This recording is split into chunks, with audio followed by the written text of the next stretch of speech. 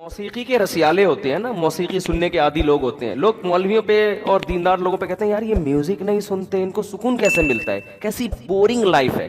میں نے بہت دفعہ ایک واقعہ سنا ہے. ہماری ایک کزن تھی, اب ہماری کزنیں بھی بیان سن رہی ہوتی ہیں, بہت پرانا واقعہ ہے, اس کو سمجھ میں نہیں آئے گا کہ اس کی بات ہو رہی ہے.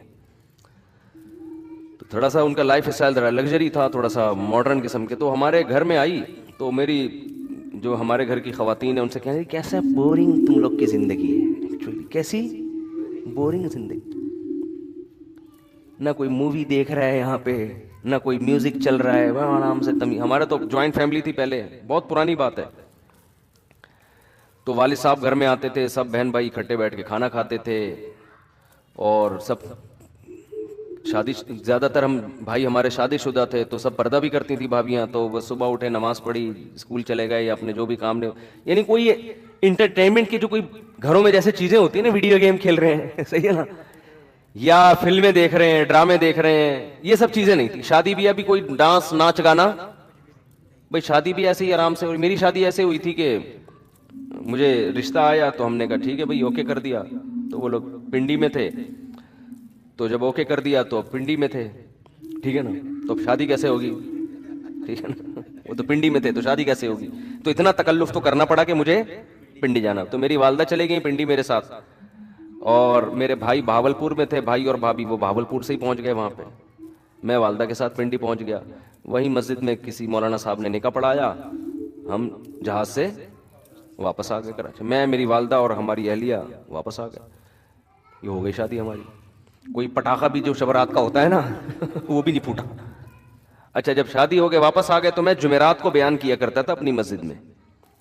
تو وہ جمعرات کو میں پھر ناغہ ہو گیا, کیونکہ میں شادی میں, اپنی شادی میں گیا ہوا تھا. میں, میرے کئی بیانات ناغے اپنی شادی کی وجہ سے ہوئے ہیں. لوگوں کے تو ناغے ہوتے ہیں نا, آج حضرت صاحب فلاں کی شادی میں گئے ہوئے ہیں. ہمارے جو ناغے ہوتے ہیں وہ اپنی شادی میں گیا ہوا ہوتا ہوں میں, بہت دفعہ ایسا ہوا ہے. تو میں اس دفعہ بھی اپنی شادی میں گیا ہوا تھا. تو وہ میری پہلی شادی تھی. تو میں جب واپس آیا ہوں, تو اب کچھ لوگوں نے پوچھا مفتی صاحب کل آپ تھے نہیں, جمعرات میں ہم آئے, بیان تھے نہیں. میں نے کہا میری شادی تھی. تو کہہ رہے پرسوں تو آپ ادھر ہی گھوم رہے تھے. یہ کیا ہو گیا, پرسوں تو آپ ادھر ہی گھوم رہے تھے. تو میں نے کہا کیا, کہاں گھومتا پھر میں, آپ بتاؤ. جس کی شادی ہونے والی ہوتی ہے اس کو کہاں گھومنا چاہیے, کیا کرے. کہہ رہے کچھ بھی نہیں یار, تو بس ایسے ہی گئے ہو گئی ہماری. تو اب بتاؤ کوئی انٹرٹینمنٹ لائف میں کچھ ہوا, کچھ بھی نہیں یار. یہ کس قسم کی شادی ہے یار. لیکن اس قسم کی شادی کئی دفعہ ہو سکتی ہے. حقیقت بتا دوں آپ کو میں, یہ جو انٹرٹینمنٹ ہے نا, یہ ان لوگوں کو مہیا نہیں ہے جو اس قسم کی شادی نہیں کرتے. ایک دفعہ میں تو دھوم دھڑکا, پٹاخے, دولے آ رہے ہیں جناب, اس کے گلے میں ہار ڈالے جا رہے ہیں اور لفافے آ رہے ہیں اس کے, سارا ولیمے کا خرچہ ہم نے. پھر میں نے ولیمہ کیا, وہ بھی سادگی سے کیا. ولیمے میں ہم نے لفافوں پر پہلے پابندی لگا دی, کسی کو لفافہ لانے کی اجازت نہیں, اپنے خرچے پہ کریں گے ہم جو بھی ہوگا. وہ سادگی سے کیا, وہ بھی کوئی زیادہ دھوم دھڑکا نہیں تھا. تو وہ ولیمہ آپ ہال میں بھی کر سکتے ہو, غلط نہیں. اللہ نے آپ کو پیسہ دیا تو آپ ذرا اچھے طریقے سے کر لو. تو اب کیا ہوا کہ جب لوگ آئے ہیں تو وہ بھی حیران ہو رہے ہیں یار یہ کس قسم کا حساب کتاب چل رہا ہے. تو لفافوں پر بھی ہم نے پابندی لگا دی, کوئی لفافہ لانے کی. اچھا پابندی لگاؤ تو کوئی بھی الحمدللہ لے کے بھی نہیں آیا. یعنی اس کا مطلب لوگوں کے ذہن میں پہلے سے ہوتا ہے کہ یار یہ جان چھوڑاؤ لفافوں سے. تو ولیمہ میں دولہا ولیمے کے سارے پیسے کیا کر لیتا ہے, لفافوں میں ریکور ہو جاتے ہیں. تو اس پہ بڑا خوش ہوتا ہے کہ مولویوں کی شادی دیکھو کتنی سادہ سے, ایک 5 روپے بھی نہیں ملے, نہ کوئی پٹاخہ پھوٹا, نہ کوئی فائرنگ ہوئی, نہ کوئی ہلا گلا ہوا.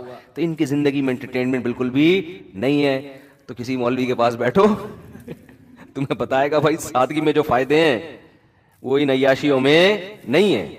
تو جب آپ ایک شادی اس طرح سے کرو گے تو بس ایک ہی ہوگی, وہ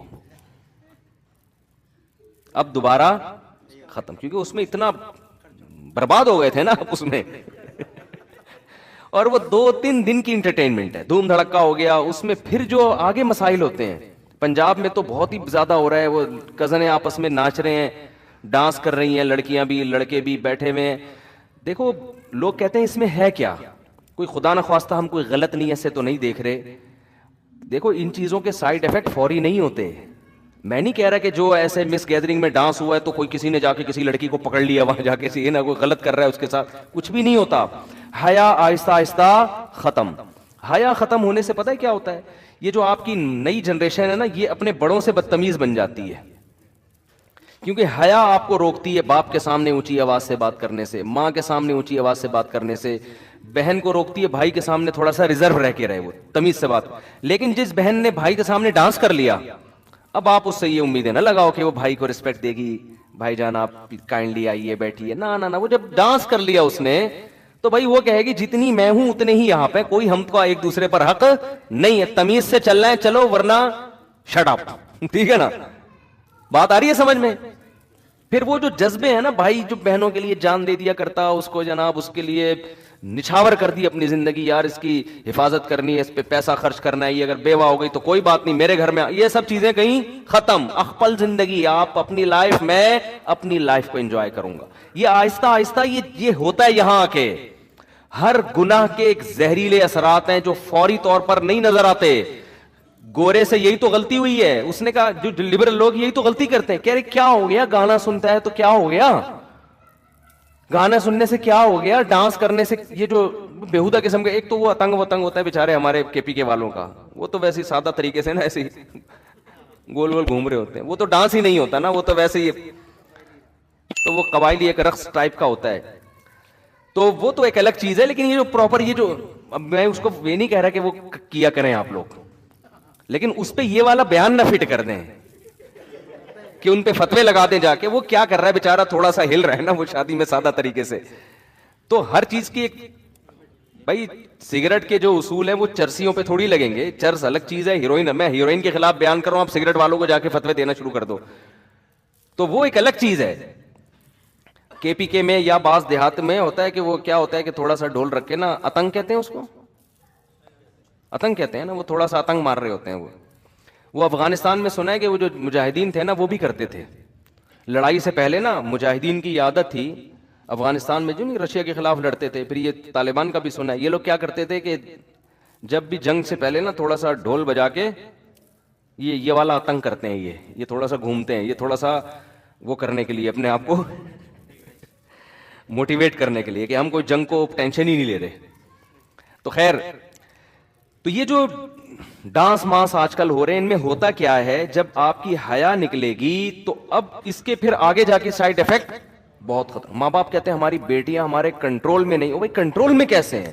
جب ایک لڑکی اپنے والد کے سامنے ڈانس کر رہی ہے تو باپ کا مقدس رشتہ اور حیا ویا ختم. اب وہ نہیں ہوگا کہ وہ ابا کو, آپ اپنی بچیوں کو عادی بناؤ, باپ کو دیکھ کے سر پہ دوپٹہ لے لیا کریں, وہ تو دیکھو آپ کا کتنا احترام کرے گی, آپ کی بات مانے گی, آپ کی مرضی کے خلاف نہیں چلے گی. اور یہ چیز ترقی میں رکاوٹ نہیں بنے گی. اگر جوان لڑکی اپنے ابا کو دیکھ کے تھوڑا سا سر پہ چادر لے لیتی ہے, یہ چادر نہیں لیتی, تھوڑا سا ریزرو ہو جاتی ہے کہ ابا آ رہے ہیں, تھوڑا سا گلے میں دوپٹہ لے لو, تو کیا اس سے ترقی کا کیا تعلق ہے بھائی؟ یعنی لوگ سمجھتے ہیں اگر ہم اتنی تہذیب اور تمدن کے ساتھ چلیں گے نا اپنے گھروں میں تو ہم تو انگریز کا مقابلہ کر ہی نہیں سکتے. ابے بھائی, اس سے اللہ کی قسم کوئی تعلق نہیں ہے.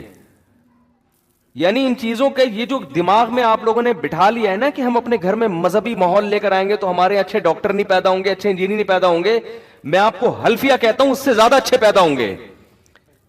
کیونکہ تمیز والا آدمی جو جس کی سوچیں دائیں بائیں نہ گھومتی ہوں, وہ زیادہ اچھے طریقے سے پڑھ بھی سکتا ہے, زیادہ اچھے طریقے سے. دیکھو جامعۃ الرشید جب سے آیا ہے نا عصری تعلیم میں, ہمارے طلبہ کو جامعۃ الرشید نے جب سے کہا نا کہ ڈاکٹر بھی بنو, انجینئر بھی بنو, ایم بی اے بھی کرو, بی بی اے بھی کرو, یہ سارے ڈگریاں, الحمدللہ جامعۃ الرشید کا رزلٹ دوسری یونیورسٹیوں سے آگے ہے. حالانکہ یونیورسٹیوں میں کو ایجوکیشن ہے, استاذوں کا احترام ہے, مگر اتنا نہیں جو مدرسوں میں ہے. سمجھ رہے ہیں نا؟ وہ فلمیں بھی دیکھنے جاتے ہیں. مجھے تو خود یونیورسٹی کے لڑکے بتاتے ہیں اپنی گرل فرینڈ کے ساتھ سینما گھر چلے جاتے ہیں, ان کے ابا کو پتہ ہی نہیں ہوتا, ابا سمجھ رہے تھے کہ بچی کہاں گئی ہوئی ہے, یونیورسٹی گئی ہوئی, تو کہہ ہم تو چلے جاتے ہیں, فلم بھی دیکھ کے آ جاتے ہیں. تو وہ ساری آزادی وہاں دی ہوئی ہے, کوئی تنگ ماحول نہیں ہے. جامعۃ الرشید کا ماحول کیا ہے؟ تنگ ماحول ہے. وہاں گرل فرینڈ ہے ہی نہیں, سارے اپنے جیسے لڑکے داڑھیوں والے, وہ بھی وہی نظر آئیں گے اس کو. تو کوئی انٹرٹینمنٹ کا ماحول نہیں ہے. لیکن آپ رزلٹ دیکھو, الحمدللہ رزلٹ دیکھو آپ کبھی. ابھی تو اللہ کا شکر ہے پتہ نہیں 10-12 کمیشن آفیسر نیوی میں گئے ہیں جامعۃ الرشید کے, 2 साल पहले मैं मेरे शागिर्द भी हूं, मैं उनसे मिला हूं, मेरी एक तस्वीर भी यूट्यूब पे शाया हुई थी, आपने देखा होगा, नेवी के ऑफिसर खड़े हुए, बीच में मैं खड़ा हुआ हूं, तो उनमें ज्यादातर हमारे शागिर्द थे। तो ये दिमाग में ना आप लोगों ने खामखा में एक चीज बिठा ली है कि यार बिल्कुल ऐसा अय्याशी दे दो तो तरक्की ज्यादा होगी, तरक्की ज्यादा नहीं होगी। आप कह सकते हो अंग्रेज ने इतनी अय्याशी में कैसे तरक्की कर ली। ओ भाई, अंग्रेज अगर इतना अय्याश ना होता, इससे 10 गुना आगे निकल चुका होता, समझ रहे हैं ना। जैसे एक आलिम कहने लगे कि लोग कहते हैं ना, उलमा कहते हैं कि सूद हमारी मुआशी, सूद जो है ना, सूदी निजाम जिस कंट्री में होगा तो मईशत क्या हो जाएगी, बर्बाद। अब सवाल पैदा होता है फिर अमेरिका इतना पावरफुल क्यों है मईशत में, फ्रांस इतना पावरफुल क्यों है। वजह उसकी ये कि उन्होंने मईशत की तरक्की के और इतने असबाब इख्तियार किए हुए हैं कि एक सबब है ना सूद, वो तबाही का जरिया नहीं बन रहा। अगर वो सूद को भी खत्म कर दें अपने मुआशरे से, तो आज वो मुआशी जिस सतह पे पहुंचे हुए हैं उससे 10 गुना आगे जा चुके होंगे वो। हमारे यहां मुआशी तरक्की के कोई असबाब नहीं है, और सूदी निजाम से जो होनी चाहिए थी तरक्की वो भी नहीं हो पा रही। और तनजुल की तरफ करेंसी देख लो ना, 25 साल पहले का आप 10 रुपए उठा के, 10 लाख रुपए उठा के देखो, या 10 रुपए उठा के देखो, और आज देखो, जमीन आसमान का फर्क है, जमीन आसमान का फर्क। 25 साल पहले सोने की कीमत देख लो और आज कीमत देख लो, ये तो एक मुशाहिदे पर मबनी एक हकीकत है। तो जल्दी से बात को समेट के मैं खत्म करता हूं। इंसान धोखे में आता है अपनी मौजूदा हालत को देखकर, और वो ये समझ बैठता है कि मुझे कुछ भी होने वाला नहीं है। आप हर वक्त तैयार रहें, किसी को किसी भी टाइम पे कुछ भी हो सकता है, कुछ भी हो सकता है। फिरौन इसी चक्कर में आ गया था। तो फिरौन के दरबार में जो एक आदमी मुसलमान हुआ ना, जिसने अपना इस्लाम छुपाया हुआ था, उसने फिरौन को क्या कहा है, या कौमी लकुमुल मुल्कुल यौमा ज़ाहिरीन फिल अर्द, ऐ मेरी कौम देखो आज तुम्हारे पास बादशाहत है, आज तुम जमीन में गालिब हो। अच्छा, वो ये शो कर रहा है मैं तुम्हारा ही में सही हूं, लेकिन मूसा की बात को थोड़ा सा गौर कर लो, यानी इतना भी रद्द ना करो कि बस जो मूसा का आप सुनना ही नहीं है, सुन तो लो ना, एक दफा सुन तो लो क्या कह रहे हैं। तो वो एक हिकमत के साथ तबलीग कर रहे हैं ना। अगर वो ये शो कर दे मैं तो मूसा पर ईमान ले आया, फिर तो कोई बात सुनेगा ही नहीं। तो वो ये शो नहीं कर रहा है कि मैं मूसा पे ईमान लाया हूं, वो ये कह रहे हैं भाई हमको ये चाहिए कि हम गौर कर लें कि मूसा की बात को सीरियस लेके एक दफा गौर करें, अगर उसके बाद गलत लगती है तो रिजेक्ट कर दें। लेकिन ये जो कह रहा हूं सुनना ही नहीं है। आपने देखा होगा तबलीग वाले किसी के घर जाके दरवाजा बजाए ना, ये दीन हमारे अंदर आ जाए और हमने कलमा पढ़ा है, बहुत लोग लफ्ज सुनना पसंद नहीं करते। ये टाइम वेस्ट नहीं करो हमारा, निकलो यहां से। भाई आप नहीं जाओ, थोड़ी देर सुन लो, कभी अकेले में बैठ के शायद गौर करने की तौफीक मिल जाए। यार कोई बंदा कोई बात कहकर गया है, कोई गलत ऐसा तो नहीं वो सही कह के गया हो। जो आदमी सुनना बर्दाश्त नहीं करता ना, अल्लाह उसको कभी हिदायत नहीं देते। जो अपने बारे में ये फर्ज कर लेना कि मैं बिल्कुल सही हूं, मुझे कोई समझाए नहीं, मुझे कोई नसीहत ही नहीं चाहिए, समझ लो इसकी तबाही यहां से शुरू हो गई।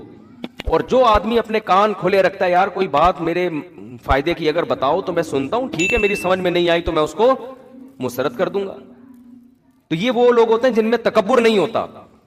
बाज खतीब होते हैं, आप उनको जाके बताना चाहो ना, सर आपने बयान में ना मुझे, तुम कौन होते मुझे समझाने वाले, समझ लो अब ये गलतियां करना शुरू करेगा, अब ये फेंकता रहेगा और ये बर्बाद हो जाएगा। तो जिस आदमी ने अपना लचक रखी होती है कि भाई मेरे में कोई गलती हो तो बता दो, तो ठीक है वो गलती ना माने लेकिन सुन ले, गौर कर ले। इसी तरह एक गुजारिश करूंगा आप लोगों से, देखो मेरे पास मियां बीवी के केसेस बहुत आते हैं, इसलिए मैं बार बार ये टॉपिक लेकर आता हूं, और ये तो हर घर का मसला है ना। जब बीवी आपको बोला करे ना आपके अंदर ये खराबी है, मर्द में गड़बड़ ये होती है वो सुनता नहीं है। मर्द में गड़बड़ क्या होती है, वो सुनता नहीं है। तो ना मानो बेगम की, लेकिन एक दफा गौर से सुन के गौर कर लो, कहीं यार ये सही तो नहीं कह रही। अक्सर मर्दों में ये होता है कि अगर बेगम ने या ससुर ने या सास ने दामाद को बोल दिया कि बेटा आप जो है ना ये जरा सही नहीं कर रहे, एकदम तैश में आ जाता है। ये तैश में आना तकब्बुर है, ये इसकी अलामत है। देखो ये हो सकता है कि वो गलत कह रही हो, सास आपकी, हो सकता है आपके ससुर साहब गलत कह रहे हो, ऐन मुमकिन है। ये हो सकता है कि बेगम आपकी गलत कह रही हो, तो कहने तो दो ना यार उसको है ना, सुन लो यार, आराम से सुन लो, बोलो अच्छा गौर करूंगा मैं। हमारे यहां बड़ा मसला ये, और ये तो मैंने अब तो देखा है कि बड़ा जब छोटे को नसीहत करता है तो छोटा भी तैश में आ जाता है। شریعت تو یہ کہتی ہے چھوٹا اگر بڑے کو کوئی بات بتا دے تو بڑا بھی تحمل سے سن لے کہ یار شاید صحیح کہہ رہا ہوں. لیکن ہمارے یہاں کیا ہو رہا ہے, بڑا اگر چھوٹے کو کہے گا نا, باپ اگر بیٹے سے کہے گا کہ بیٹا دیکھو تمہارے اندر یہ بات ٹھیک نہیں ہے, تو بیٹا فوراً غصے میں آ جاتا ہے. تو یہ اگر آپ نے اپنے آپ کو یہ سمجھ لیا ہے کہ آپ برائی پروف ہیں, آپ برے ہو ہی نہیں سکتے, آپ غلط ہو ہی نہیں سکتے, تو بھائی آپ ٹھیک ہو کے بھی پھر غلط ہو. سمجھ رہے ہو نا, اللہ کی نظر میں آپ ٹھیک ہو کے بھی کیا ہو, بے شک ہو سکتا ہے وہ برائی آپ کے اندر نہ ہو, لیکن جو آپ سننے کا آپ کے اندر تحمل نہیں ہے تو اس کی علامت ہے آپ کیا ہو. دیکھو ہم اپنے حساب سے کسی کو دیکھتے ہیں کہ ٹھیک ہے یا نہیں, اللہ اپنے حساب سے دیکھتا ہے.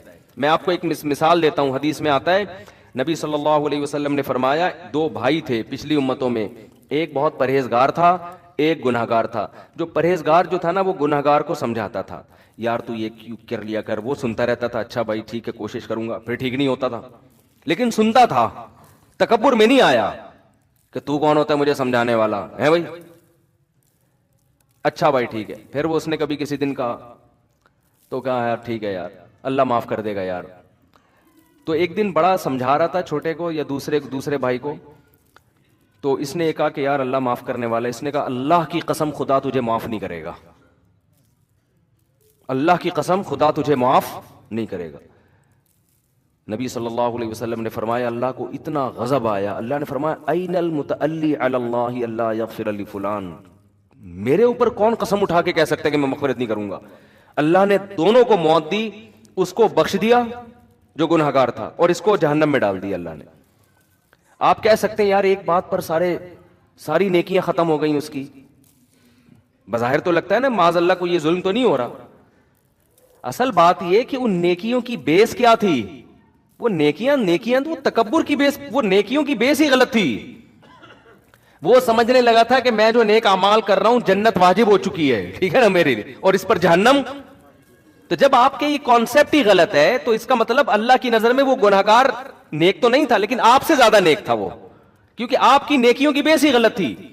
آپ کو تو نیکی کرنی چاہیے تھی, بھائی ہم اللہ کو خوش کرنے کے لیے کر رہے ہیں, اللہ اپنے فضل سے نیک لوگوں کو جنت میں داخل کرتا ہے, اللہ پر لازم نہیں ہے, میں تو نیک کر کے بھی میں اللہ کا شکر کہاں ادا کر رہا ہوں. آپ کو یہ سوچ کے کرنا چاہیے تھا. اور دوسرے پہ آپ نے جو اللہ پہ کہہ دیا کہ اللہ مغفرت کر ہی نہیں سکتا. یہ اس کی مثال ایسے جیسے کوئی کسی سے چندہ مانگنے کے لیے جائے, اس کی مرضی دے نہ دے. ایک آدمی کسی سیٹ صاحب کے پاس گئے جو بڑے سخی تھے, جو ہر ایک کو لٹایا کرتے تھے نا, بڑے سخاوت, اور ان کو اپنی سخاوت پہ بڑا ناز بھی تھا. آپ نے کیا کیا کہ ایک آدمی ان سیٹ صاحب کے پاس چندہ لینے کے لیے گیا, اتفاق سے اس دن سیٹ صاحب نے اس کو کسی مصلحت سے نہیں دیا, منع کر دیا. آپ کو جب پتا چلا آپ نے کہا کہ وہ سیٹ تو بڑا کنجوس آدمی ہے, اب آئے گا سیٹ کو غصہ. آئی بات سمجھنے, سیٹ کیا کرے گا, اس کو فقیر کو جس کو رد کیا تھا نا بلائے گا اور بلینک چیک پکڑا دے گا اس کو, بولے بھائی اس نے میرے پہ کنجوسی کا جو تانا لگایا نا, یہ تانا میں برداشت نہیں کروں گا. میں نے تو تجھے کسی مصلحت سے نہیں دیے تھے پیسے, لیکن اب اس سے بڑی مصلحت آ گئی ہے کہ مجھے کنجوسی کا تانا دیا جا رہا ہے, یہ لے اس پہ کروڑوں روپے لکھ دے, کروڑوں تیرے ہو گئے. تو وہ آدمی تو مستحق نہیں تھا کروڑوں کا, لیکن جو سیٹ ہوتا ہے نا, جو کنجوسی کے تانے کو برداشت نہیں کرتا, وہ اپنے آپ سے اس تانے کو ختم کرنے کے لیے اس کو کروڑوں کا مالک بنا دے گا کہ اب کہہ کے بتا کہ میں کنجوس ہوں. یہاں بھی یہی ہوا ہے, کیونکہ اللہ جواد اور کریم ہے نا, اللہ بخل اور کنجوسی کا تانا برداشت نہیں کرتا. اللہ یہ تانا برداشت نہیں کرتا کہ میں رحیم و کریم نہیں ہوں, صحیح ہے نا, یہ تانا اللہ کو برداشت نہیں ہے. اب اللہ گنہگار کو سزا دے رہا ہے, اس میں اس کی مصلحت ہے, اس کا قانون یہی ہے کہ گناہ ہوگا, وجہ اور مصلحت کیا ہے, ام نجعل المتقین کالفجار. اللہ فرماتا ہے اگر میں سارے گناہگاروں کو بخش دوں, سزا ہی نہ دوں, تو جو گناہ سے بچے ہیں اور جو گناہ کرنے والے ہیں وہ سیم ہو جائیں گے. تو بچنے والے کہیں گے اللہ جب سبھی کی مغفرت کرنی تھی تو ہمیں اتنا تکلف کرنے کی ضرورت کیا تھی, ٹھیک ہے, ہم نماز پڑھ رہے ہیں فجر کی, ہم جناب روزے رکھ رہے ہیں, ہم نظروں کی حفاظت کر رہے ہیں, اور یہ تاڑو ایک نمبر کا, کوئی انٹی اس نے محلے کی چھوڑی نہیں ہے, یہ بھی اسی جنت میں بھی اسی جنت میں, تو ہم بھی یہی کر لیتے, ہم بھی تاڑو بن جاتے. تو قرآن کہہ رہا ہے ام نجعل المتقین کالفجار, یہ کیسے ہو سکتا ہے کہ میں نیک لوگ اور پرہیزگاروں کو ایک جیسا ٹھکانہ دے دوں. تو عام اصول اللہ کا یہی ہے, گنہگار کو ملے گی سزا, وہ سزا بھگتنے کے بعد جنت میں جائے گا, اور نیک آدمی وہ پہلے ہی جنت میں جائے گا، اور جنت میں جائے گا بھی اونچے درجات میں. تو قانون یہی ہے. اب اسی قانون کے مطابق اللہ تعالیٰ چاہتے کیا کرتے، جو بھائی گناہگار تھا اس کو کیا ملنی چاہیے تھی؟ سزا. اصول تو یہی تھا. لیکن جب اللہ کو تانا دے دیا نا کہ اللہ تو اللہ کی قسم مغفرت کر ہی نہیں سکتا، یہ ایسے جیسے بڑے سیٹھ کو آپ کہہ دو خدا کی قسم اس کی جیب سے کوئی 5 روپے نکال کے دکھائے، وہ کہے گا بھائی تو میرے مجھے کیوں چیلنج کر رہا ہے؟ ٹھیک ہے نا، مجھے کیوں چیلنج کر رہا ہے؟ وہ 5 نہیں، وہ 5 کروڑ نکال کے دے گا، اور آپ کو تپانے کے لیے دے گا وہ. تو یہاں کیا ہوا ہے، اللہ کو یہ تانا دے دیا کہ وہ رحم نہیں کر سکتا، بندوں کو معاف نہیں کر سکتا. تو اب اللہ کو کی جو صفت ہے نا، جو غیرت والی صفت، وہ صفت جوش میں آئی ہے کہ میرے کو یہ کہہ دیا میں کسی گناہگار کو بخش نہیں سکتا، میں بخشوں گا اس کو. ٹھیک ہے نا، میں بخشوں گا، کر لے کیا کرنا ہے تو نے. تو وہ غریبی میں اس کی کیا بخشش ہو گئی؟ اس نے آخرت میں بھائی سے گلے مل کے کہے گا یار نیکیاں تو نے کی ہیں، فائدہ کس کو پہنچا دیا؟ تو اللہ بھی کہے گا بھائی تو بخشنے کے قابل نہیں تھا، لیکن ہم نے تو یہ اپنے آپ سے، میں یہ تانے کو بری کرنا چاہتا ہوں کہ میں گناہگار کی مغفرت ہی نہیں کر سکتا. یہ تانا مجھے، جیسے یہودیوں نے کہہ دیا تھا نا، قرآن میں آتا ہے کہ یہودیوں نے کہہ دیا اللہ کے بارے میں، جب نبی صلی اللہ علیہ وسلم ہجرت کر کے مدینہ گئے نا، تو یہودیوں کی معیشت بھی بیٹھنا شروع ہو گئی، کیونکہ لوگ مسلمان ہو رہے تھے، اس طرف آ رہے تھے، تو یہودیوں کے کچے چٹے ختم ہونا شروع ہو گئے. تو یہودیوں نے کہنا شروع کر دیا ید اللہ مغلولہ، اللہ کے ہاتھ تنگ ہے، ایسے ترسا کے دیتا ہے. اللہ کو اتنا غصہ آیا کہ قرآن میں اللہ نے آیتیں نازل کی، وقالت الیہود ید اللہ مغلولہ، یہودی کہتے ہیں اللہ کے ہاتھ بندھے ہوئے ہیں. فرمایا غلت ایدیہم، ان کے ہاتھ اللہ نے باندھ دیے ہیں، یہ کنجوس ہیں. بل یداہ مبسوط، جیسے ہم جب کسی کو تانا دیتے ہیں نا، کوئی آپ کو بولے کہ تو چور ہے، کہ تیرا باپ چور ہے، ہم کہتے ہیں نا، کیا خیال ہے؟ چور ہوگا تیرا باپ، ایسے ہی کہتے ہیں کہ نہیں کہتے؟ اگر تھوڑا غصہ آئے تو آپ بولیں گے میں چور نہیں ہوں، اس کی علامت ہے کہ آپ چور ہیں. کیونکہ جو بالکل چور نہیں ہوتا نا، وہ چوری کا تانا اس کو تھوڑی سنتا ہے. اگر آپ باقی چور وہ چوریاں کرتے تھے، کسی نے آ کے بول دیا یار تم تو چور ہو، تو آپ کہیں گے نہیں ڈرنے لگو، نہیں بھائی میں چور نہیں ہوں، بھائی میں چور نہیں ہوں، ایسے کرو گے نا. لیکن اگر آپ نے زندگی میں کبھی مسجد سے چپل بھی نہیں چورائی، غلطی سے بھی کسی کی چپل پہن کے گھر گئے، چوری کے الزام سے بالکل دور، پھر اگر کوئی آپ کو آ کے کہتا ہے تو چور ہو، تو پھر آپ کو آئے گا غصہ، کیونکہ آپ کی غیرت جاگ اٹھے گی. پھر آپ بولے تیرا باپ چور ہوگا، چور ہوگا، چور ہو گئے، تیرا دادا چور ہے، تمہاری نسلیں، یہ ہوتا ہے نا، ایسا ہی آتا ہے نا. تو اللہ چونکہ جواد اور کریم ہے نا، بہت خرچ کرتا ہے. تو اللہ نے یہودیوں کو صرف یہ جواب نہیں دیا. یہودی نے کہا کہ اللہ کے ہاتھ بندھے ہوئے ہیں، اللہ نے کہا بالکل غلط کہہ رہے ہیں، نہیں، قرآن میں ایسی آیت نازل کرتے ہیں یہ جھوٹ بول رہے ہیں، ایسا بالکل بھی نہیں ہے، غلط بیانی سے کام لے رہے ہیں، میں تو بڑا سخی ہوں، دیکھو میں نے سورج پیدا کیا، میں زمین سے، پھر اللہ اپنی کبریائی بیان کرنا شروع کرتے تو میں نے تو زمین سے یہ چیزیں پیدا کی. نہ نہ، یہ اسٹائل اس موقع پر، یہ انداز بلاغت کے خلاف ہوتا کہ اللہ اپنی نعمتیں گنوانا شروع کر دیتا، یہ بلاغت کے خلاف ہوتا. اللہ نے بتایا کہ مجھے بخل کا تانا برداشت نہیں ہے. کیوں؟ جو جواد اور کریم ہوتا ہے نا بہت زیادہ، وہ کنجوسی کا تانا بالکل بھی برداشت نہیں کرتا، وہ تو غیرت کا مسئلہ بنا لیتا ہے، یہ اس کی علامت ہوتی ہے، اس کو بہت بڑا جرم سمجھتا ہے. یہ دیکھو آپ کسی گورے کو بول دو کہ تو یار بد نظری کرتا ہے، تو آنکھ مٹکا کرتا ہے لڑکیوں کا، وہ کہے گا تھینک یو، وہ کہے گا بھائی آپ کا بہت شکریہ، اب صرف اتنا سا کرتا ہوں میں، کیونکہ ان کے ہاں سے زیادہ ہو رہا ہے، وہ کہیں یہ کیا ہے، اس کو جرم نہیں سمجھے گا.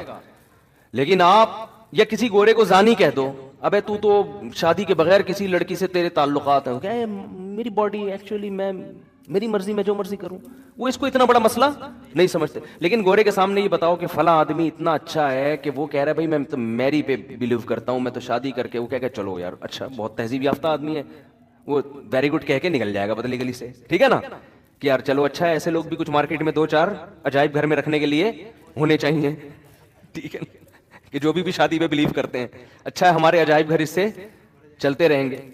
جیسے وہ چرچوں کے قائل ہیں کہ بھئی ایک قدیم ایک روایات ہیں کہ ایک مذہب کا بالکل ہی عنصر ختم ہو جائے تو ایک تو بالکل ہی روایات ہی ختم ہو جائیں گی نا، تو 2-4 پادری عجائب گھر میں رکھنے کے لیے ہونے چاہیے تاکہ پتہ چلے ہم اصل میں کرسچن ہیں. تو یہ سب چیزیں وہ رکھتے ہیں مینٹین کہ ہمارا کلچر ختم نہ ہو. ہر اچھی قوم یہ کام کرتی ہے، کلچر کو باقی رکھنے کی کوشش کرتی ہے.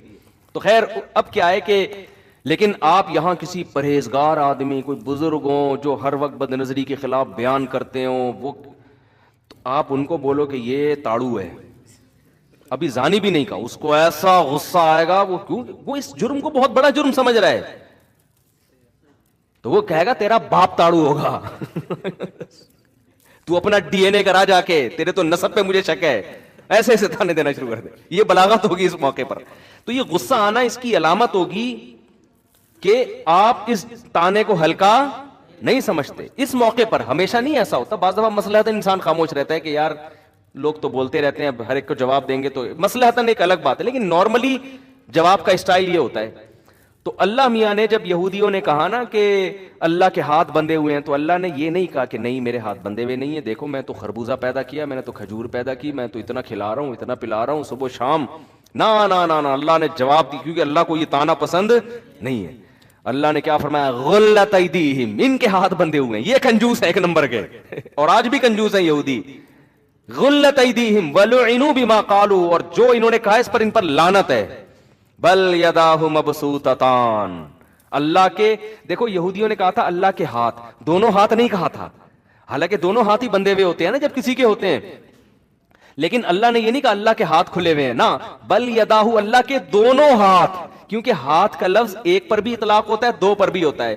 تو یہ شبہ ہو سکتا تھا شاید اللہ نے ایک ہاتھ پیچھے کیا ہوا ہے، دوسرے ہاتھ سے اپنے بندوں کو دے رہا ہے. تو اللہ نے دونوں کا تذکرہ کر دیا. بل یداہ مبسوطتان، اللہ کے دونوں ہاتھ ایسے کھلے ہوئے ہیں. ينفق کیف یشاء، جیسے چاہتا ہے بندوں پہ خرچ کرتا ہے. کیوں؟ ہم جب کسی پہ خرچ کرتے ہیں تو جیسے چاہتے ہیں ویسے کر نہیں سکتے ہم، کیونکہ ہمیں ڈر ہوتا ہے کہ یار ہمارے پاس کہیں ختم نہ ہو جائے. اللہ کہتے ہیں مجھے یہ خوف نہیں ہے، جیسے چاہتا ہوں اپنے بندوں پر خرچ کرتا ہوں. تو یہ خود اللہ کے جواد اور کریم ہونے کی علامت. ایسا جواد اور کریم خدا ہو اور آدمی کہہ رہا ہو دوسرے کے بعد تیسرا بچہ ہوا تو کھائے گا کہاں سے؟ تو باتیں کرنے پر گورنمنٹ کی طرف سے کوئی پابندی نہیں ہے. آپ کہہ لو اللہ بہت کریم ہے، اللہ آپ کے عمل سے دیکھے گا کہ مجھے کریم سمجھتا بھی ہے کہ نہیں سمجھتا. اب یہ بھائی نے ماشاءاللہ داڑھی رکھی ہوئی ہے، عراق گئے نا یہ، تو داڑھی کی وجہ سے ان کی جاب نہیں ملی ان کو. انہوں نے کہا کہ بھائی داڑھی کاٹنی ہے، تو انہوں نے مجھے فون کیا، میں نے کہا داڑھی کاٹنا جائز نہیں ہے، آپ دوسری جاب تلاش کر لو. انہوں نے چھوڑ دی جاب. تو جو آدمی اللہ کو کریم سمجھے گا کہ یار خزانے کس کے ہاتھ میں ہیں؟ اللہ کے، وہ حرام کی طرف نہیں جائے گا. لیکن ہم کیا ہو رہا ہے کہ سارے گناہ کر کے، تو سب گناہ کر کے ہی آپ نے اگر کمانا ہے تو پھر اللہ کریم کا کیا مطلب ہوا؟ گورا کہتا ہے تم بھی اسباب پہ یقین کرتے ہو، میں بھی اسباب پہ یقین کرتا ہوں، تم بس اللہ کو کہہ دیتے ہو کہ وہ رزق دینے والا ہے، تو میں بھی کہہ دیتا ہوں، تو فرق کیا ہو گیا؟ کافر میں مسلمان میں فرق یہ ہے کہ مسلمان اسباب اختیار کرتا ہے روزی کے، لیکن ناجائز کی طرف نہیں جاتا. کیوں؟ وہ کہتا ہے اسباب سے نہیں ہے، رزق دینے والا کون ہے؟ اللہ ہے. پھر بھی اگر رزق نہ ملے نا تو سمجھ لو کہ اللہ کی مصلحت میرے ساتھ یہی ہے، وہ مجھے آزمانا چاہتا ہے. کیونکہ جس کے پاس ہو وہ نہ دے رہا ہو تو کوئی مصلحت ہوتی ہے نا. باپ کی جیب میں پیسے بھرے ہوئے ہیں، بچہ جیب خرچی مانگ رہا ہے، باپ نہیں دے رہا. اس کا یہ مطلب نہیں ہے کہ بھائی باپ ظالم ہے، باپ کچھ اور چاہ رہا ہے. باپ چاہ رہا ہے تمہارے لیے بڑی پراپرٹی خرید لے، اس سے باپ چاہ رہا ہے کہ تمہاری عادت نہ خراب ہو جائے، تم کہیں عیاشیوں میں نہ پڑ جاؤ. تو کوئی مصلحت سے نہیں دے رہا تو اسی میں خیر ہے. تو بعض دفعہ اللہ کسی کو زیادہ روزی دے دیتا ہے، بعض دفعہ کسی کو تنگ روزی دیتا ہے کسی مصلحت سے. جس کی روزی تنگ کر دی وہ اسی میں خوش رہے کہ اسی میں میری خیر ہوگی. تو بات کو ختم کرتا ہوں میں. تو فرعون کو، حامان کو دنیا کی ظاہری حالت دیکھ کر یہ خیال گزرا کہ ہم ہمیشہ اسی طرح رہیں گے. جوان آدمی یہ سمجھتا ہے میں ہمیشہ اسی طرح رہوں گا، خوبصورت یہ سمجھتا ہے میں ہمیشہ ایسا ہی رہوں گا، دولت مند سمجھتا ہے میں ہمیشہ ایسے ہی رہوں گا. بھائی یہ تھوڑے دن میں ٹائم ختم. اور جب آپ کا ٹائم آئے گا نا، پڑے ہوئے ہوگے بستر پہ اور قسم پرسی کی زندگی گزار رہے ہوگے، تو آپ کو اور مجھے عبرت ہوگی، لیکن ہمیں دیکھ کے دوسرے کو پھر بھی عبرت نہیں ہوگی. سمجھ رہے ہیں؟ ہمیں تو عبرت ہو جائے گی یار ہم کیا کرتے رہے ہیں، ٹھیک ہے نا، جہاں تو کہیں اور رہے ہیں، تیاری ہم نے کہیں اور کے لیے کی. نظر سوئے دنیا، قدم سوئے مرقد، کہاں جا رہا ہے کدھر دیکھتا ہے. قدم ہے قبرستان کی طرف، دل لگا رہا ہے بحریہ ٹاؤن کے پلاٹوں میں.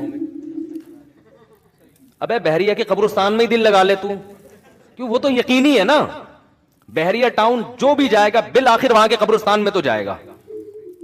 تو وہاں کا کی طرف توجہ ہی نہیں ہے. تو شاعر نے کہا ہے، مرقد کہتے ہیں قبر کو، نظر سوئے دنیا قدم سوئے مرقد. تیری نظر دنیا کی طرف ہے، چل کے کہاں جا رہا ہے؟ قبر کی طرف. کہاں جا رہا ہے کدھر دیکھ رہا ہے؟ ایک آدمی کے سامنے گٹر کا ڈھکن کھلا ہوا ہو اور وہ پیچھے دیکھ کے جا رہا ہو تو اگلا کہے گا بھائی جدھر کو جا رہا ہے دیکھ بھی تو ادھر ہی کو نا یا تو ادھر ہی جانا شروع کر دے جہاں کو تو جا رہا ہے. دیکھ پیچھے رہا ہے بلڈنگوں کی طرف نا, خوبصورت بلڈنگ ہے یار زبردست, اور ادھر کو چلتا ہوا جا رہا ہے, آگے گٹر کھلا ہوا ہے. کہہ رہے یار لوگ کہہ رہے ہیں گٹر دیکھ, کہہ رہے ہیں گٹر وٹر یہ مولوی دکیانوس قسم کے لوگوں کی باتیں, آگے گٹر کھلا ہوا ہے ڈھکن کھلا ہوا ہے ادھر گرے گا. یہ پرانے دیکھ کیا لگژری اسٹائل ہے بحریہ ٹاؤن کا یار, وہ دیکھ کیا خوبصورت بلڈنگ, ابے وہ دیکھ یار گاڑی دیکھ, وہ دیکھ بنگلہ دیکھ. تو بھائی تو پھر جا بھی ادھر ہی کو, اپنا رخ چینج کر لے. جب وہ رخ چینج کرنا آپ کے بس میں نہیں ہے تو جدھر جا رہے ہو نا, جب بھی کوئی کہے نا وہ پیچھے مڑ کے دیکھ بحریہ ٹاؤن, بولے آگے گٹر ہے, اتنا دیکھ کہ آگے وہ افورڈ کر سکے. تو جب بھی آئے نا کہ یار یہ بنگلے یہ گاڑیاں, ابے آگے قبر ہے, ٹھیک ہے نا, جا کہاں رہا ہوں. کوئی 40 سال کا ہو گیا, 50 سال کا ہو گیا, 15 سال رہ گئے, 10 سال رہ گئے, اور یہ بھی نہیں پتا ہے. گٹر میں تو پتا ہوتا ہے 3 فٹ کے بعد جا کے گروں گا, حقیقت ہے, تھوڑا احتیاط کرتا ہے, چلو جب قریب پہنچیں گے تو دیکھ لیں گے, لیکن وہاں تو پہلے سے ہی دیکھ رہا ہوتا ہے. تو قبر کا بھائی کچھ نہیں پتا کہ 10 سال لگیں گے, 20 سال لگیں گے, 15 سال لگیں گے, یا کل انا للہ ہو جائے, کچھ پتا. ابھی آج جنازہ آیا دولہا کا, ولیمہ تھا, ایک رات زوجہ کے ساتھ گزاری, ولیمہ جس دن تھا ہارٹ اٹیک سے انتقال ہو گیا.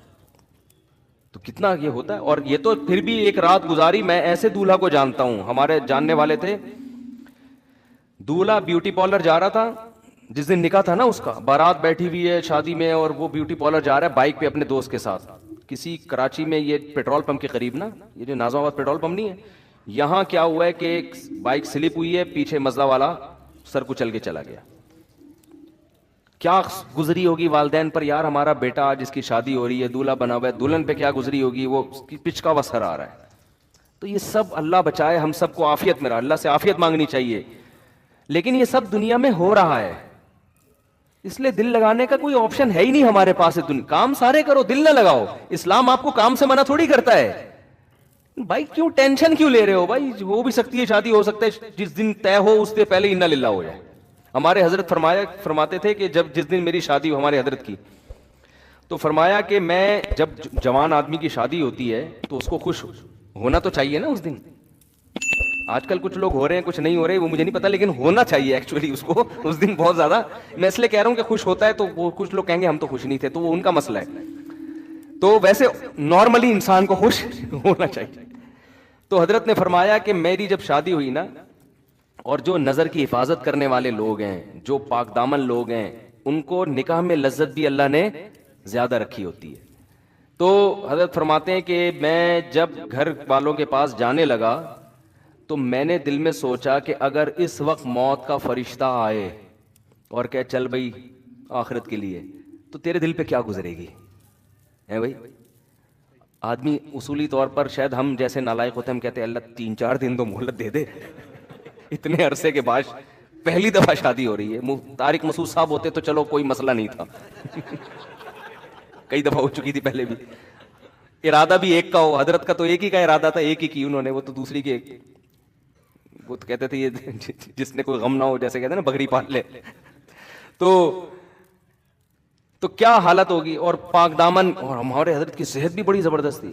میرے شیخ حضرت مفتی رشید احمد صاحب رحمہ اللہ تعالی لدھیانہ کے, پنجاب کے تھے, سب صنوبر کے تنے جیسا ان کا قد تھا ماشاءاللہ, بہت زبردست صحت حضرت کے. جب بھی کئی واقعات ہیں حضرت کے, جب بھی تو نہیں کہہ سکتا, واقعات ہیں. انوار الرشید میں جو ان کی کتاب ہے اس میں لکھے ہوئے ہیں کہ کلائیاں توڑی ہیں پھڈوں کے دوران, ٹھیک ہے نا, پہلوانوں کی کلائیاں توڑی ہیں, تھے دبلے پتلے. تو لیکن جب ان کی لڑائیاں ہوئی ہیں نا پھڈوں کے دوران, پہلوان کی کلائیاں توڑی ہیں, 2-3 پہلوانوں کی, کسی کی کلائی توڑ دی, کسی کا سیٹنگ آؤٹ ہو گئی, بھاگ گئے وہ. تو بہت زبردست فائٹ کرنا جانتے تھے, بڑی خاندانی صحت رکھی ہوئی تھی.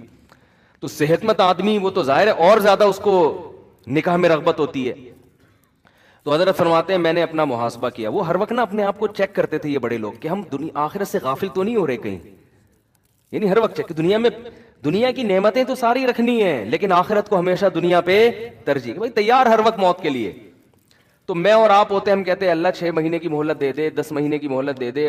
ہمارے تو آگے بھی بڑے پلان ہیں نا, یا اللہ ابھی تو میری شادی ہوئی ہے, ابھی تو میں مفتی صاحب کے بیان سننا میں نے شروع کیے ہیں, ابھی تو بیگم کا ذہن بنانا ہے دوسری کے لیے, پھر تیسری کے لیے, پھر چوتھی کے لیے, پھر جب 4 ہو جائیں گے پھر بچے ہوں گے, پھر بیٹیاں ہوں گی, پھر بیٹیاں بڑی ہوں گی, پھر بیٹیوں کی شادیاں ہوں گی, پھر بیٹے اسٹیبل ہو جائیں گے, پھر میں ان کے لیے پراپرٹی بنانے کی سوچوں گا, پھر میں ان کے لیے اتنے مکان بناؤں گا, پھر میں مکان بنا کے پھر جب سب کو نام کر کے پراپرٹی تقسیم کر کے پھر میں آخر میں حج پہ جاؤں گا. پھر میں حج سے آنے کے بعد قضائے عمری بھی میں نے کرنی ہے. 40 سال سے میں نے ایک نماز بھی نہیں پڑھی ہے. وہ قضائے عمری میری کمپلیٹ ہو جائے, اس کے کمپلیٹ ہونے کے بعد بھی سوچ رہا ہوتا ہے ابھی مرنا مناسب رہے گا کہ نہیں رہے گا.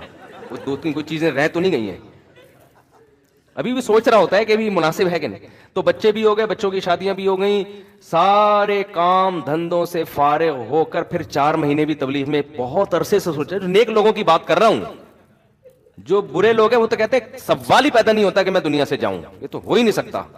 جو نیک ہے پرہیزگار ہیں ان کی بات. پھر آخر میں یار ہم 4 مہینے بھی تبلیغ میں, ہم نے کب سے سوچا ہوا تھا جب سب کاموں سے فارغ ہوں گے تو حج کیا, پھر 4 مہینے کے لیے تبلیغ میں جا کے فارغ ہو کر آئے.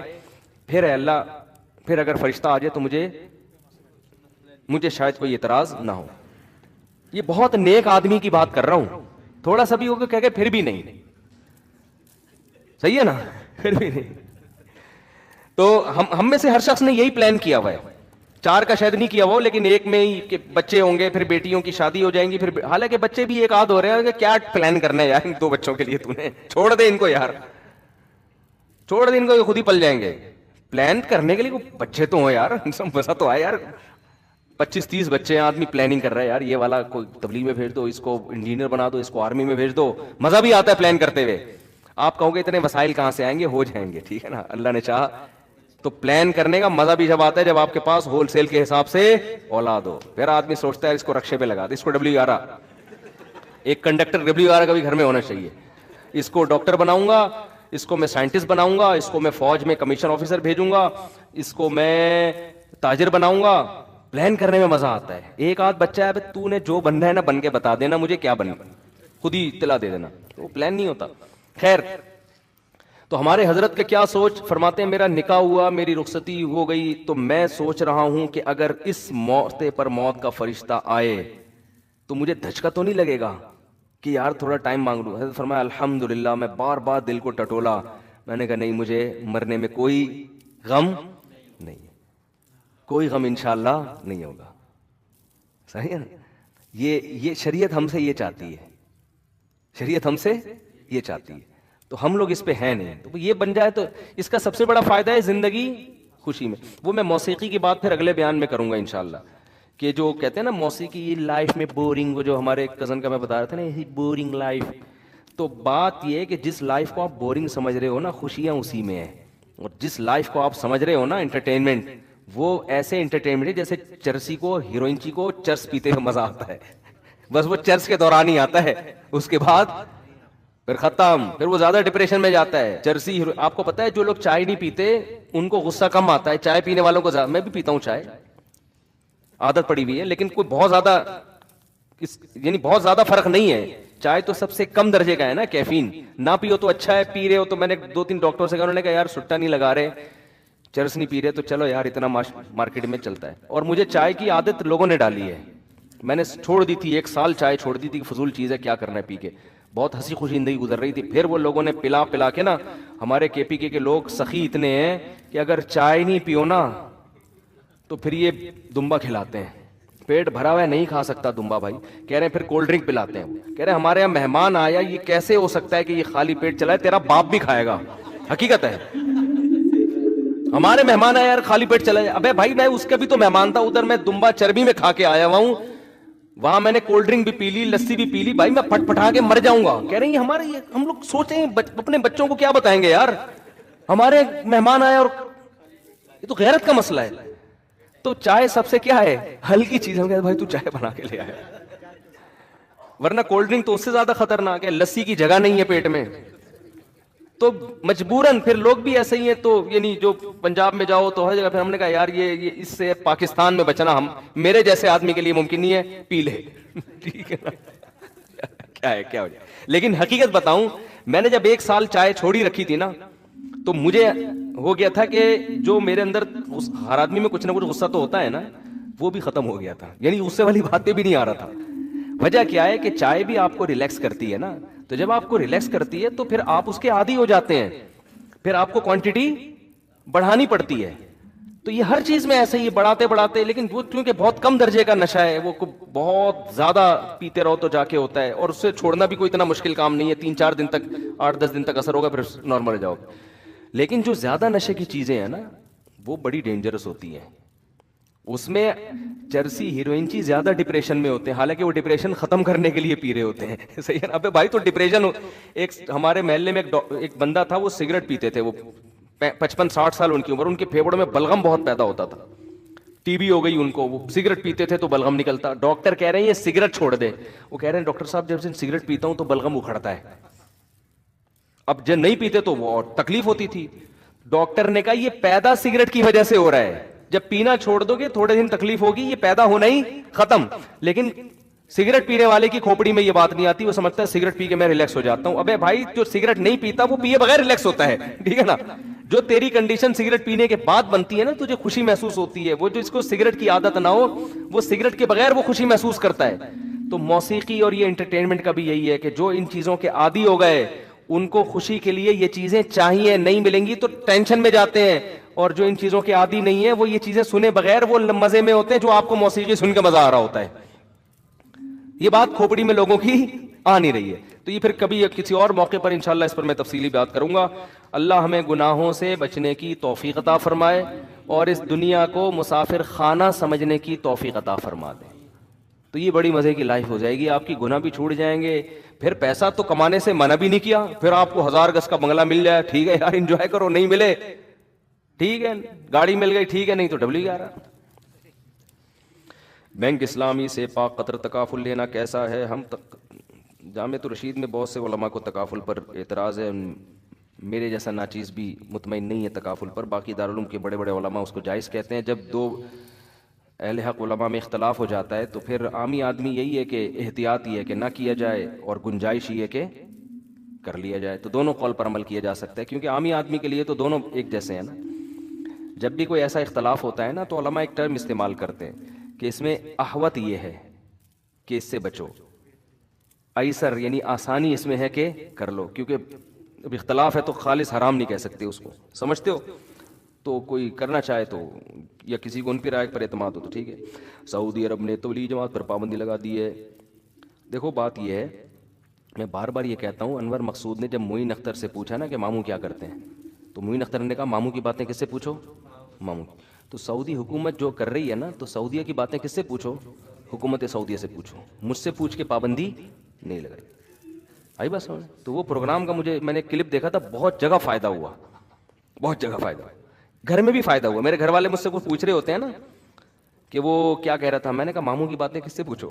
ماموں سے پوچھو۔ تو یہ مسجد میں بھی فائدہ ہوا، لوگ مجھ سے آگے پوچھ رہے ہوتے ہیں۔ میں کہتا ہوں بھائی معین اختر سے ہم نے ایک چیز سیکھی ہے، اس کے شارٹ کلپ میں انور مقصود نے پوچھا کہ ماموں کیا کرتے ہیں، اس نے کہا ماموں کی باتیں ماموں سے۔ پھر جب بہت زیادہ پوچھا اس نے کہا ماموں گالیاں دیتے ہیں، یہ کرتے ہیں۔ غلط کیا ہے بھائی، اللہ تعالیٰ تبلیغ جماعت پہ پابندیوں کو ہٹائے سعودی عرب میں۔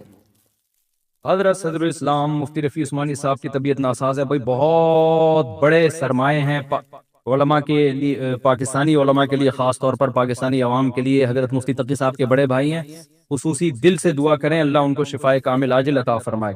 عام بینک میں جو کہ اسلامی بینک نہیں ہے، پیسے جمع کروائیں زکوٰۃ نکالتے وقت سودی رقم الگ کر لی گئی ہے، تو یہ سودی رقم کہاں دے سکتے ہیں؟ کسی بھی غریب کو دے سکتے ہیں بغیر ثواب کی نیت سے۔ انڈیا سے مہمان آئے آپ سے ملاقات کرنے، ادھر ہی جب بیان ختم ہو مسافہ کر لینا بھائی، کیونکہ بہت تھکاوٹ ہوتی ہے۔ اور کوئی بات جلدی سے مختصر کسی نے پوچھنی ہو مجھ میں سے جلدی سے پوچھ لیں، یہ تو ہو چکے ہیں نا۔ یہاں سے کسی نے کوئی سوال پوچھنا ہو اسپیڈ کے ساتھ۔ ہائے ہائے ہائے، جس آدمی کا عقیدہ شرکیہ ہو اس کے پیچھے نماز نہیں ہوتی۔ اب یہ خود فیصلہ کریں کس کا شرکیہ ہے کس کا شرکیہ نہیں ہے۔ جی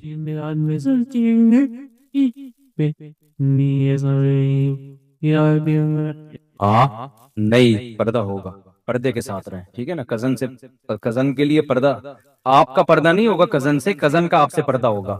پردہ مرد کا نہیں ہوتا، پردہ عورت کا ہوتا ہے۔ جی یہ والا نہیں ہوئے، اچھا میں سمجھا ہو گئے۔ حضرت والا کراچی کے ٹریفک سے تنگ آ گئے ہیں، رانگ سائڈ ٹریفک بہت آتا ہے، کچھ پتہ نہیں ہوتا کہ کون کہاں جا رہا ہے، کبھی صبر کا پیمانہ لبریز ہونے لگتا ہے، ڈر لگتا ہے کہ بائک سے اتر کر کسی کو پھوڑ نہ دوں، بے صبرا ہو جاؤں اور جس پر غصہ آ رہا ہے اس کو دو چار رکھ دوں۔ وہ بھی رکھے گا، جب آپ 2-4 اس کے رکھیں گے تو 8-10 وہ بھی رکھے گا، اتنا نیک تھوڑی کوئی ہوتا ہے کہ آپ اس کے رکھیں اور وہ کچھ بھی نہ وہ تھینک یو کہہ کے چلا جائے۔ باقی آپ نئے نئے کراچی میں آئے میرا خیال ہے آپ کا مسئلہ ہی کس نے پوچھا، ہی نئے آئے ہیں کراچی میں، ہاں تو وہ تھوڑے دن میں عادی ہو جائیں گے۔ پھر جو تمیز سے ڈرائیونگ کر رہا ہوگا اس پہ آپ کو غصہ آئے گا، ابے کم بخت، یعنی آپ بولو گے ابھی یہ تو جو اسپیڈ لمٹ ہے اس کے اندر اندر کیوں چل رہا ہے تو یہ آپ کو تھوڑے دن میں سیٹ ہو جائیں گے۔ ہوتا ہے جب نئے نئے کوئی کراچی آتا ہے تو شروع میں ایسا ہوتا ہے۔ دیکھو یہ کراچی کے جو کھڈے ہیں نا، یہ اللہ کی بہت بڑی رحمت ہیں، اس کو عذاب مت سمجھو، حقیقت بتا رہا ہوں میں، اس سے کھانا ہضم ہوتا ہے۔ کراچی میں پیٹ کے مسائل بہت زیادہ ہیں، کراچی کی سڑکوں میں اسپیڈ بریکر زیادہ ہیں، سڑک کم ہے، کھڈے زیادہ ہیں، تو یہ اس کا فائدہ ہو رہا ہے، بہت فائدہ ہو رہا ہے اس سے۔ میں جب بھی کراچی آتا ہوں الحمدللہ کمر ومر کے سارے مورے اپنی جگہ سیٹ ہو جاتے ہیں، یہ تھوڑے دن میں سیٹ ہو جائیں گے انشاءاللہ۔ حضرت آپ نے فن والوں کے ساتھ اسٹوڈیو میں بیٹھ کر فنی ویڈیو دیکھی تھی جس میں عربی گانا بھی تھا اور میوزک بھی، تو کیا آپ اس بات کے قائل ہو گئے ہیں کہ فنی ویڈیو میں میوزک ہو سکتا ہے؟ مجھے تو پتہ بھی نہیں کہ فنی کچھ چل بھی رہا تھا اس میں، بعض دفعہ بیک گراؤنڈ میں میوزک چلا رہے ہوتے ہیں، وہ نہیں چلانا چاہیے، لیکن وہ میوزک مقصد نہیں ہوتا، وہ میوزک مقصد نہیں ہوتا، اپریشیٹ نہیں کرنا چاہیے اس میوزک کو، لیکن وہ جیسے آپ خبریں سن رہے ہیں پیچھے BBC سنتے ہو تو پیچھے میوزک چلتا ہے نا، اب یہ تھوڑی کہ BBC سننا ہی حرام ہو جائے گا، تو ایسے ہی وہ آج کل تو ہر جگہ بیک گراؤنڈ میں کچھ نہ کچھ چلا رہے ہوتے ہیں، تو وہ نہ سنا کریں، خود بخود آ رہے ہیں تو آنے دیں، اتنی سختی نہیں کرو اسلام میں یار، لوگ پتہ نہیں کیا کیا کر رہے ہیں، ڈسکو کلب میں جا کے ڈانس کر رہے ہیں اور کیا کیا ہو رہا ہے مارکیٹ میں، آپ نے بالکل ہی اس کو اتنا زیادہ پابندیاں لگا دیں۔ اس زمانے میں جو گنجائش کا پہلو ہے نا وہ نکالنا چاہیے، جو بھی مفتی معاشرے کی سوسائٹی کو سمجھے گا وہ گنجائش کے پہلو کو ہمیشہ ترجیح دے گا، جو اسلام کے بیسک چیزیں ہیں ان کو لوگ اگر چھوڑ دیں تو یہ بھی غنیمت، تو اس زمانے میں یہ بھی کافی ہے، تو اٹھا کے چوم کے رکھ لے بس قرآن پاک، نہیں کوئی ہدیہ نہیں۔ اب یہ جو فوجی لوگ پریڈ کرتے ہیں یہ بغیر میوزک کے ہو سکتی ہے؟ یعنی کچھ فتوے ایسے ہوتے ہیں جو مارکیٹ میں دینا آسان ہے، لیکن جب آپ کے پاس گورنمنٹ آئے گی تو وہ نہیں چلے گا، وہ پریڈ کرتے ہوئے جا رہے ہیں خاموشی سے، ایسا تھوڑی ہوتا ہے۔ کچھ جنگ کے موقع پہ دف بجانا یا موٹیویشن کے لیے اس طرح کی چیزیں، یہ تو فقہاء نے بھی لکھا ہے جائز ہے، تو اس کی میوزک میں یہ کر لینا چاہیے کہ جو گانے بجانے کے میوزک ہیں یہ تو بالکل حرام ہے، اور وہ میوزک جو موٹیویشن کا ذریعہ بن رہا ہے ملی نغموں میں یا پریڈ وغیرہ کے دوران، اس کو ناپسندیدہ کہتے ہیں، مکروہ کہتے ہیں، اس کے لیے وہ کبیرہ الفاظ وہ والے استعمال نہ کریں جو بالکل ایک ڈسکو کلب میں جا کے انسان ناچ رہا ہوتا ہے نا۔ میں نہیں کہہ رہا کہ اس کو بالکل حلال کہیں، لیکن تھوڑا ہلکا رکھیں، جتنی شریعت نے جس چیز کو رکھا ہے نا اس کو اتنا ہی رکھیں، اس کو کہتے ہیں ناپسندیدہ ہے، مکروہ ہے، اس طرح کے الفاظ استعمال کریں، اس پہ وہ حکام لوگ بہت الٹا سیدھا کر رہے ہیں۔ جنید جمشید کی جب نظمیں آنا شروع ہوئی نا اس میں بھی تھوڑا بیک گراؤنڈ میں ہو رہا ہوتا تھا، لوگ کہتے تھے یہ دیکھو میوزک، میں نے کہا بھائی وہ ڈسکو کلب سے آیا ہے یار، اب اس کو اتنا تو کرنے دو تھوڑا سا، اس کو بالکل ہی آپ نے صوفی بنا کے وہ کیا کرے گا بیٹھ کے، پھر تھوڑا سا تو پھر اٹریکشن اس میں نعت میں یا کوئی اس میں پیدا کرنے کے لیے تھوڑا سا تو آواز میں ایکو پیدا، لوگ ایکو کے بھی خلاف ہیں بعض لوگ، تو تھوڑا ہولا ہاتھ رکھیں، مقصد صرف یہ ہے جی۔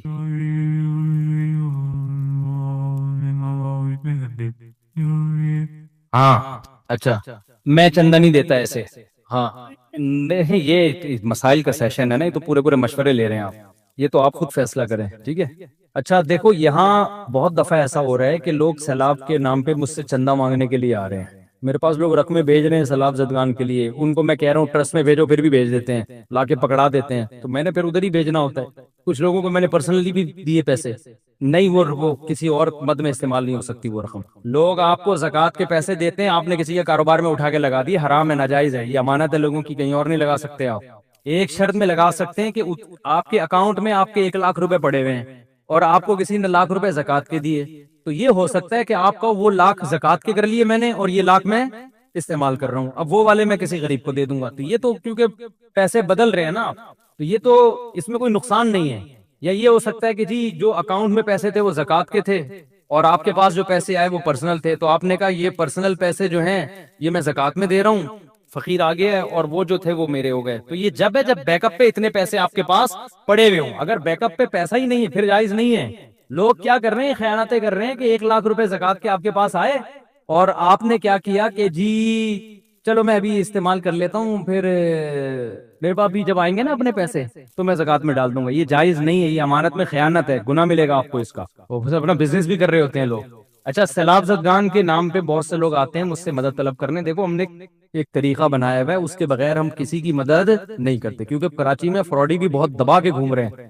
ہر تھوڑے دن میں میرا مکان ٹوٹ گیا, ہمیں کیا پتا تیرا مکان ٹوٹا ہے کہ نہیں ٹوٹا. تصویریں لوگ بیچتے ہیں, ہمیں کیا پتا بھائی تو اپنے گھر کی بھیج رہا ہے, کسی کی تصویریں نیٹ سے اٹھا کے بھیج رہا ہے. تو اس کا ہم نے ایک طریقہ بنایا ہوا ہے کہ ہمارے جامعہ کے طلبہ پورے ملک میں پھیلے ہوئے ہیں, جو جس علاقے میں وہ وہاں کا سروے کر کے رپورٹ دیتا ہے ہمیں کہ اس گاؤں میں اتنے متاثر ہیں, اس گاؤں میں اتنے متاثر ہیں. ان کی پوری, اب جامعہ رشید جائے, میں پوری ڈاکومنٹری بناؤں گا انشاءاللہ اس پہ, کہ ایک ایک جگہ کی کیلکولیشن انہوں نے کی ہے بڑی خاندانی طریقے سے. جامعہ رشید نے خاندانی کام کیا ہے بہترین, کہ کس گاؤں میں کتنے لوگ متاثر, کہاں کتنے لوگ متاثر, ان کے مہینے کے راشن کا کتنا خرچہ ہے اور کس چیز کی نیڈ ہے, ضرورت ہے, مچھردانی ہے کتنی, بہت, اور یہ اپڈیٹ کرتے رہتے ہیں. تو بڑا خاندانی کام ہے. تو ہم پھر انہی کے ساتھ تعاون کرتے ہیں کہ بھئی آپ جو ہے نا ایسے نہیں کوئی بھی اٹھ کے آ جائے.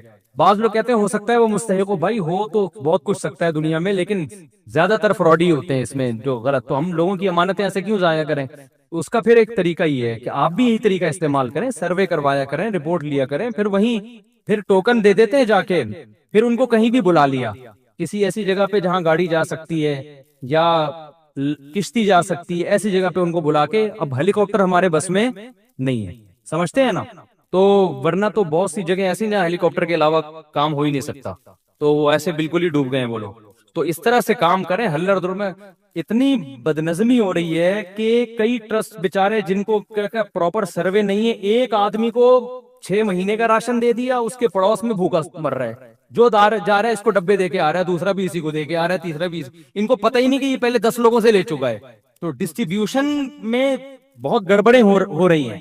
اس لیے جب بھی اس طرح کا کوئی بڑا کام کیا جاتا ہے پراپر طریقے سے, وہیں کے ہمارے یہ سہولت ہے کہ ہمارے طلبہ ملک کے چپے چپے میں الحمدللہ 20 سال سے ہم مدرسے میں پڑھا رہے ہیں نا, پورے ملک سے لوگ آتے ہیں, طلبہ جاتے ہیں, ان کا ریکارڈ ہے ہمارے پاس, کون سا طالب علم کہاں رہتا ہے, ان سے ہم رپورٹیں طلب کرتے ہیں, پھر ان کے ذریعے مدد کرتے ہیں. اس طرح سے کام آپ لوگ بھی اسی طرح سے کریں اگر کرنا چاہتے ہیں. ایسے ہلڑ دھڑل میں جا کے بس لوگ کیا کریں, تاجر ٹرک لے کے گئے, وہ اکثر تو ٹرک راستہ میں اڑ جاتے ہیں, اور پھر جا کے ایسے ہی پھینک پھاک کے آ گئے, تو وہ نہیں ہوتا, ایسے مزہ نہیں آتا, لوگوں کی امانتیں ضائع ہوتی ہیں اس طریقے سے. اور بعض لوگوں نے تو یہیں لا کے رکھے, بارشوں میں سارا راشن ان کا تباہ و برباد ہو گیا. ان کو ذرا بھی خیال نہیں, کروڑوں روپے لوگوں کے آپ بارشوں میں برباد کر رہے ہو, راشن تباہ ہو رہا ہے. ایسے بھی ویڈیوز آ رہی ہے لوگوں کی.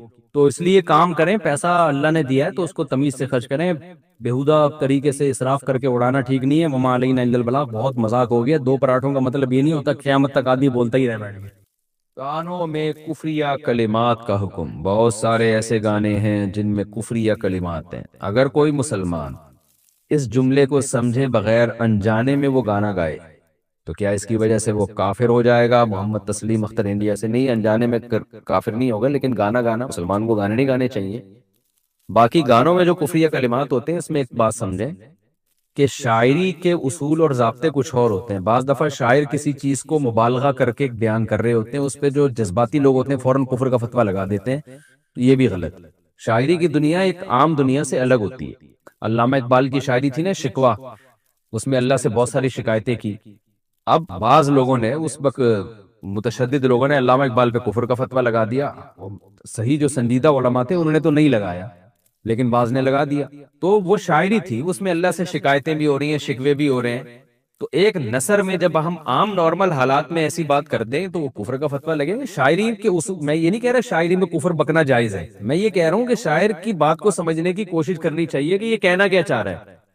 تو اس میں جلد بازی نہیں کرنی چاہیے. کفر کے معاملہ ایسا نہیں ہے کہ کوئی بھی کچھ بات کہتے ہو آپ نے فوراً اٹھا کے اس کو کافر کہہ دیا. اور تو شاعری میں اگر آپ خود نہیں فیصلہ کر سکتے, کسی عالم سے پوچھ لیں, پڑھے لکھے سنجیدہ علماء سے, کہ بھئی یہ کافر ہے بھی یا نہیں ہے, یا یہ کلمات کفری ہیں, تو آپ کو بتائیں گے کہ بھئی یہ شاعری کا ناز ہوتا ہے. بعض دفعہ اللہ سے شکایتیں ہو رہی ہوتی ہیں, وہ شکایتیں صرف ایک ناز کے حکم میں ہوتی ہیں کہ ناز کیا جا رہا ہے اللہ کے ساتھ. تو اس میں جلد بازی سے کام نہیں لینا چاہیے فتویٰ لگانے میں اور کفریہ کافر کہنے میں کسی کو. مذہبی لوگوں میں بعض دفعہ بڑی شدت آ جاتی ہے, اس سے بڑے مسائل کھڑے ہو جاتے ہیں. تو واضح طور پر جب کفریہ بات ہوگی یا بے ادبی کی بات ہوگی پھر بہرحال اس کو غلط کہا جائے گا. لیکن گھما پھرا کے جیسے وہی ہے نا چپل پہ اللہ لکھا ہوا ہے, کچھ لوگوں نے لا کے دکھا لیا کہ وہ نہیں لکھا ہوا تھا چپل پہ اللہ, خدا نا کون لکھے گا بھائی چپل پہ اللہ, تو مجھے لا کے دکھایا وہ یوں یوں بن رہا ہے. تو بھائی ایسے لکیروں سے آپ تصور, آپ بادل میں تصور کر کے دیکھیں نا, آپ فرض کریں گے اللہ لکھا ہوا ہے تو اللہ نظر آئے گا آپ کو, آپ فرض کریں گے کہ کوئی بھالو بنا ہوا ہے تو بھالو نظر آئے گا آپ کو. تو کچھ لوگوں کے دماغ میں کچھ ایسی سافٹ ویئر بیٹھ جاتے ہیں کہ وہ ہر چیز میں ان کو الٹی چیز ہی نظر آ رہی ہوتی ہے. تو ایک ہمارے دوست اچھے خاصے پڑھے لکھے بہت لڑے مجھ پہ کہ یہ اللہ لکھا ہوا ہے. میں نے کہا یہ اللہ نہیں لکھا ہوا, چپل کے تلوے پہ نہیں لکھا ہوا, بہت لڑے. تو وہاں کسی عمارت پہ وہی ڈیزائن ہمیں نظر آیا, میں نے کہا کیسا خوبصورت ڈیزائن ہے, کہہ رہے زبردست. میں نے کہا غور کرو یہ اللہ لکھا ہوا ہے. تو کہا کہاں لکھا ہوا ہے, میں نے کہا پھر چپل کا ڈیزائن, اور میں نے کہا دیکھو وہ ایک ہی ڈیزائن تھا. تو چونکہ وہاں وہ اس نیت سے دیکھ نہیں رہے تھے تو ان کو ڈیزائن لگا, چپل کے نیچے جھانک جھانک کے وہ دیکھ رہے ہیں کہ کیا لکھا ہوا ہے, تو ان کو لگا کہ اللہ لکھا ہوا ہے. تو اس میں وہم بھی ہوتا ہے. تو جہاں واقعی بے ادبی ہو, گستاخی ہو, وہاں تو ٹھیک ہے, لیکن اس میں وہم کا شکار نہ ہو.